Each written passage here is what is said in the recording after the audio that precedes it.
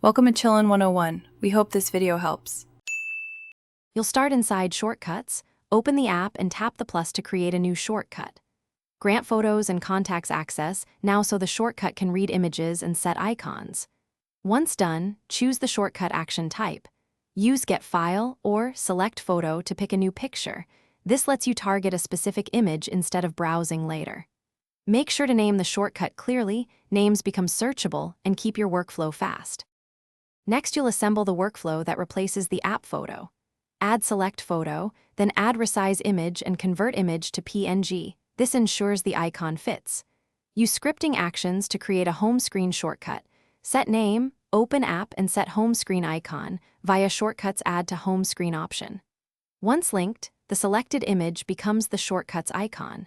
Make sure to preview the icon size. Small mismatches look blurry. Finish by tapping Add to Home Screen. Choose the PNG you converted, and save. You've now created a shortcut that opens the app with a custom photo as its icon. If it doesn't appear or uses a blank image, recheck Photos permissions and confirm the file is PNG and under required dimensions. Then rerun the shortcut. One key troubleshooting tip: delete and re-add the shortcut after toggling Shortcuts Photos permission. This forces the system to refresh access and usually fixes missing icons.